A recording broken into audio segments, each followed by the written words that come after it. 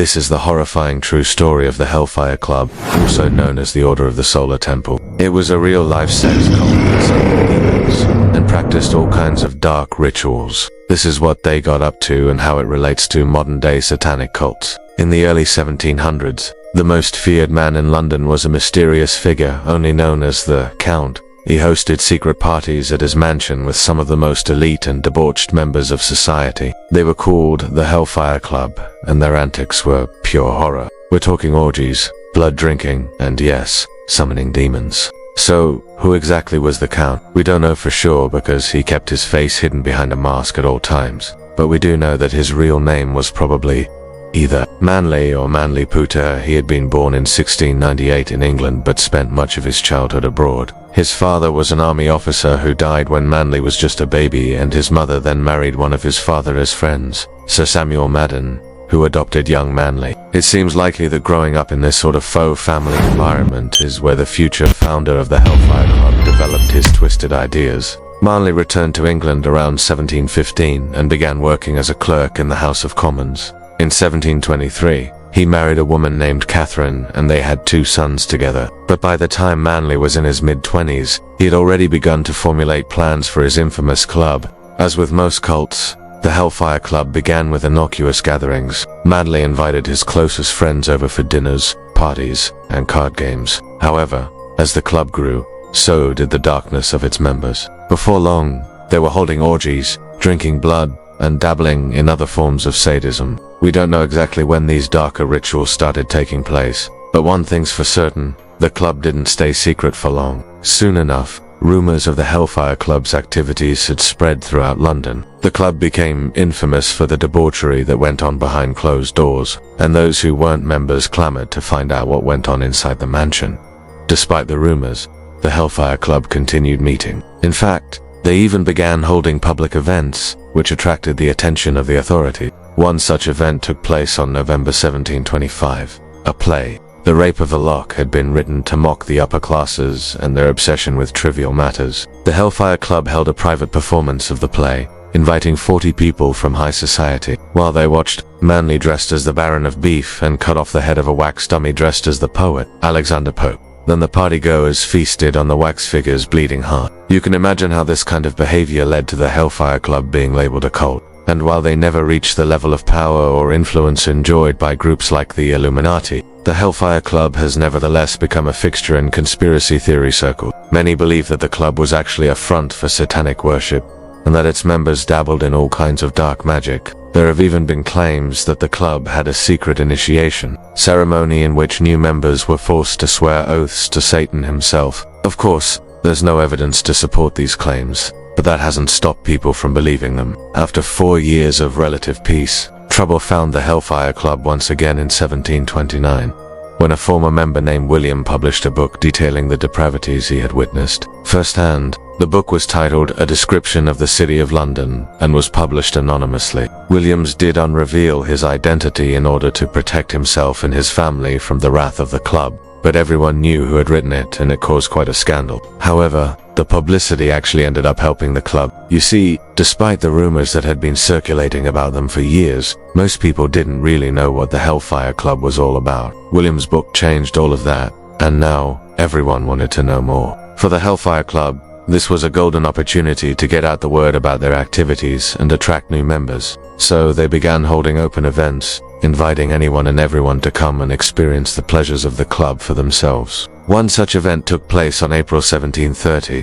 when the club held a ball at Buttons Green in the parish of St. Mary. The club hired a large room above a tavern and decorated it with black cloth and red hangings. When guests arrived, they were greeted by a group of men dressed in black robes. The men wore tall black hats with horns on them and carried staves tipped with silver. They led the guests through a secret passageway into the main room, where they were met by a sight that would shock them to their core. In the center of the room was a table covered with a black cloth, and on it was a human skeleton. The skeleton was dressed in the robes of a bishop, and a tall black hat was placed on its head. Around the table were 7 men and women seated on thrones. They were all wearing black and gold robes, and their faces were painted white. At the head of the table sat the man who would become known as the Count, his face hidden behind a black mask. When everyone was seated, the Count rose from his throne and addressed the guests. He told them that he was the Grand Master of the Order of the Solar Temple, and that they were about to witness a ceremony that had been kept secret for centuries. The Count then instructed the men in black robes to bring forward a young woman who had been stripped naked and tied to a chair. She was blindfolded and gagged,